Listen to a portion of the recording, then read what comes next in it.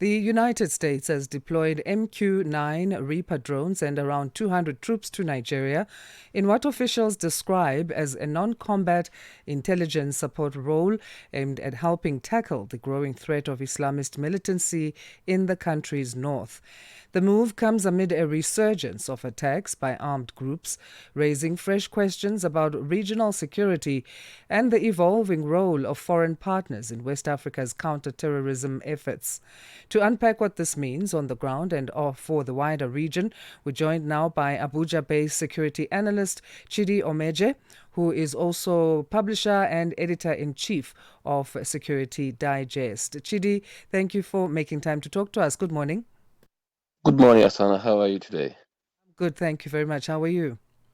I'm fine, thank you.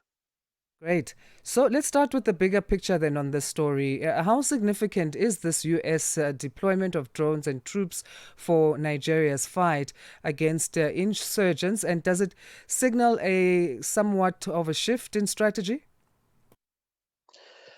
Let's get it clear this way. I mean, the coming of the Americans are not just to um, help Nigeria do anything. It is for me, it is a win-win thing for both countries. Don't forget that around 2024, when the junta in the Niger Republic came on board, they effectively, shut down American drone base in the Niger Republic. So America were actually looking for a place to have to anchor their intelligence in the Sahel region, and of course Nigeria, uh, you know, this issue have given them a perfect, opportunity to have this anchor. So it is for them. For me, it's more like a more geopolitics than even to help Nigeria. But then, yes, Nigeria needed their intervention at this level, given the fact that it has become almost intractable for the military here, and of course the government that clearly lacks the political will to deal with the situation. So if the Americans are coming with their intelligence, would have technology-led intelligence support and everything, then it will help Nigerians. But it's not as if that Americans are such a very good and supportive country that won't just want to come and help Nigeria. They have their own interest to pursue, because they'll be looking for a place to anchor their intelligence in the Sahel. So this now gives them a perfect opportunity to have an anchor, and then at the same time, like I said, it's a two win-win situation for both countries. So Nigeria, well, let us see how much that particular Reaper drone will help. But for me, um, it's just more geopolitics, and Americans are happy. Nigerians were waiting to see whether we'll see. We just want to see the value they will add, because for now, we've not seen anything much that they've done for us. Because just last week we saw the back-to-back on our true positions, and a number of places. So we here in Nigeria, we are still waiting to see how much of impact these American presence with their Reapers, drones, and everything will do to the entire effort. So that's why I say it. So for me, like I said, it's more like geopolitics than coming to help Nigeria. The Americans are not really well known for that kind of sacrificial support for any African country, as far as I'm concerned. What is the argument for how this actually translates into action and a difference on the ground for Nigerian troops or Nigerian forces, the intelligence gathered from these MQ-9 drones, if we look at it practically? I didn't get the question right, so I'm so sorry. Asana. Please help me. What are the arguments that are being brought forward in terms of how this actually translates into action on the ground for Nigerian Oh, forces, okay. the gathering of intelligence from these MQ-9 Oh, drones, okay. if we're looking at it from a practical perspective? Okay, fine. I think it's a very important question, because a lot of Nigerians are actually beginning to wonder if these guys are coming with any magic one. Because as far as we're concerned, the intelligence gap we have in this the whole fight is the fact that the communities have not actually, you know owned up to this. They've not really shown ownership of the entire counterinsurgency efforts.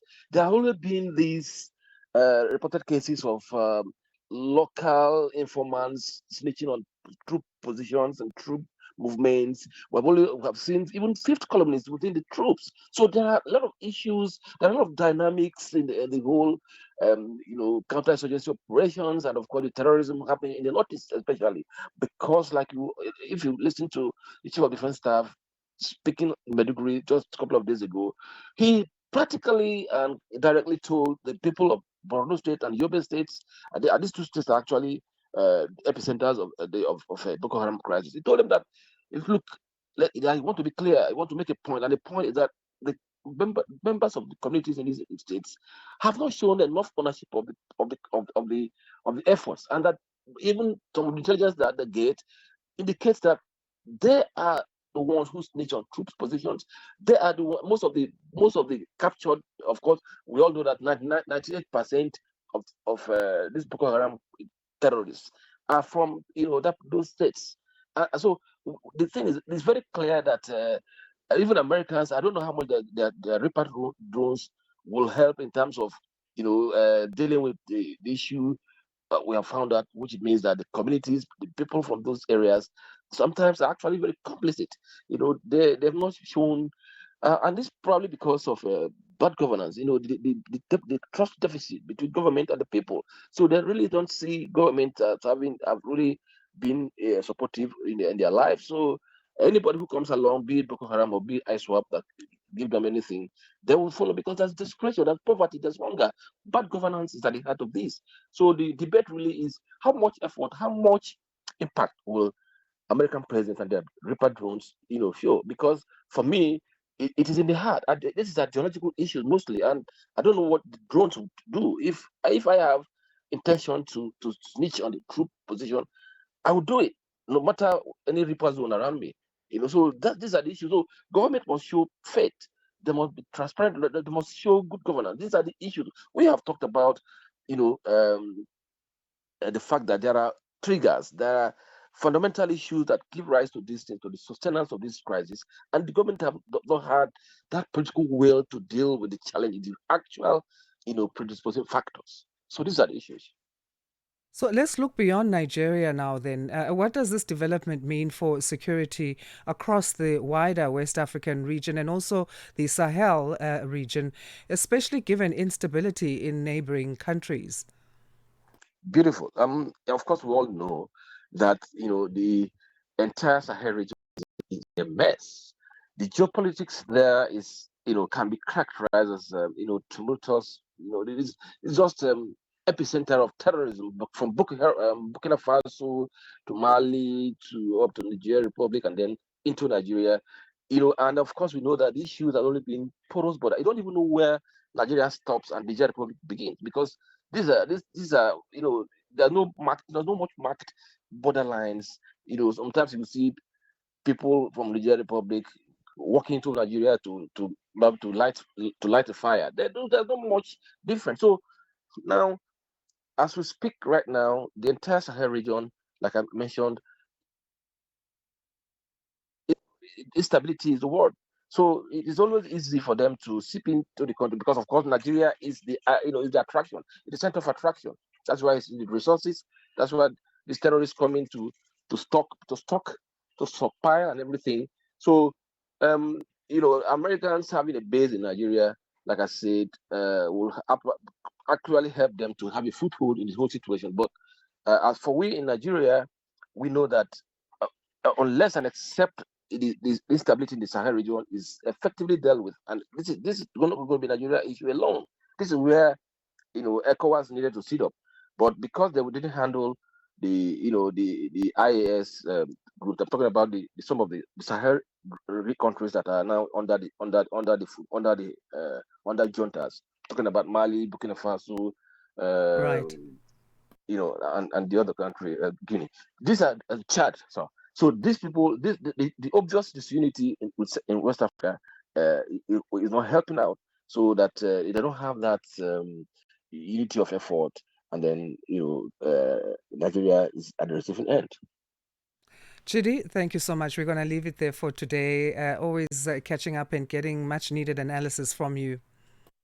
Appreciate the opportunity. Thank you, Sana. Our pleasure. Chidi Omeje is an Abuja-based security analyst and publisher and editor-in-chief of Security Digest, speaking to us about the implications of the U.S. drone and troop deployment in Nigeria. Remains to be seen if the U.S. is maintaining that this is strictly non-combative role. How realistic that is? Can one gather intelligence and not be directly involved in military involvement? We'll see. And that story will continue to monitor on Rise and Shine and Channel Africa. Ritmos e cultura.